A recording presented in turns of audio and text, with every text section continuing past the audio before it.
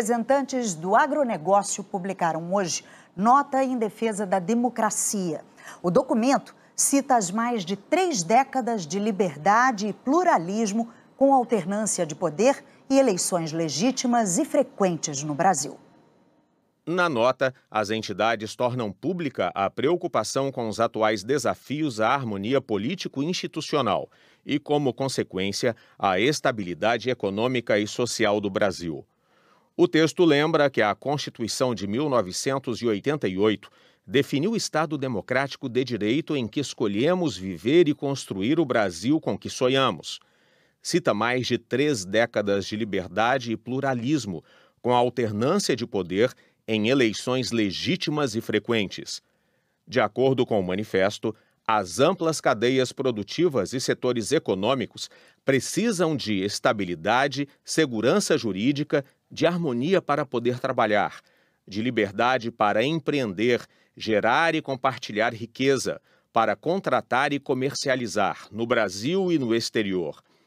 As entidades ressaltam que é o Estado democrático de direito que assegura a liberdade empreendedora essencial numa economia capitalista.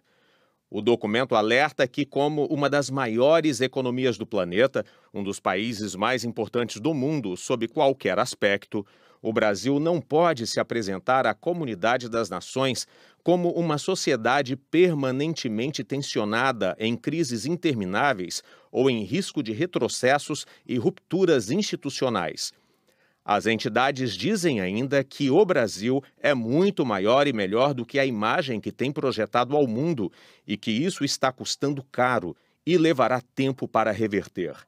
Assinam a nota, entre outros, a Associação Brasileira do Agronegócio, a Associação Brasileira dos Industriais de Óleos Vegetais e o Sindicato Nacional da Indústria de Produtos para a Defesa Vegetal. A divulgação da carta aberta de representantes da agroindústria ocorreu depois de a Fiesp anunciar o adiamento de um manifesto em defesa da harmonia e entendimento entre os 3 poderes da República. A previsão era de que o manifesto fosse divulgado amanhã. Em uma nota divulgada à tarde, o presidente da Fiesp, Paulo Scaff, afirmou que em menos de 24 horas houve mais de 200 adesões das mais representativas entidades brasileiras e que dezenas de outras entidades também manifestaram interesse em participar. Segundo a nota, em função desse cenário, o prazo foi estendido para novas adesões que poderão ser feitas ao longo desta semana. A TV Globo apurou que a divulgação foi suspensa depois que a Caixa Econômica Federal e o Banco do Brasil, controlados pelo governo federal, ameaçaram deixar a FEBRABAN, a Federação Brasileira de Bancos, uma das signatárias do manifesto.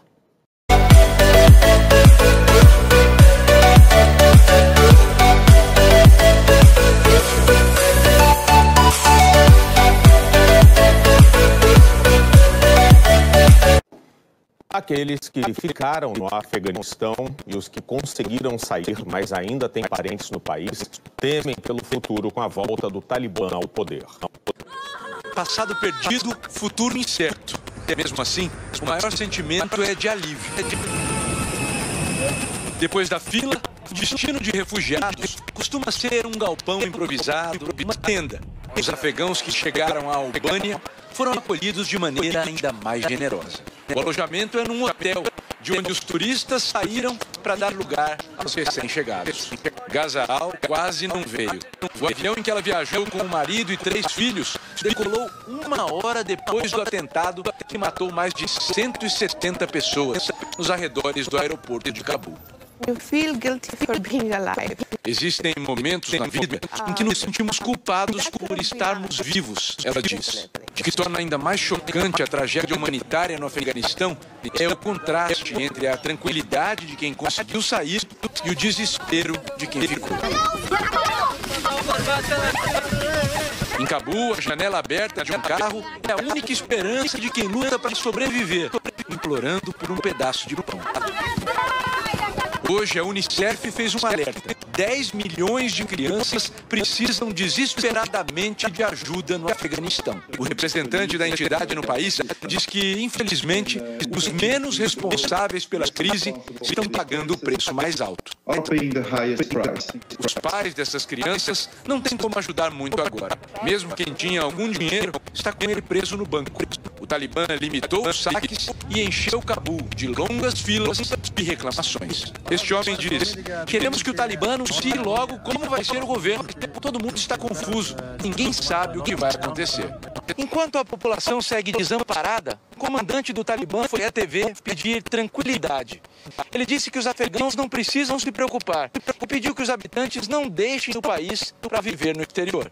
A mensagem não convence Ghazal, pelo menos enquanto o Talibã estiver à frente do país. Há 25 anos, quando o grupo extremista tomou o poder pela primeira vez, ela teve que abandonar os estudos e foi impedida de se formar.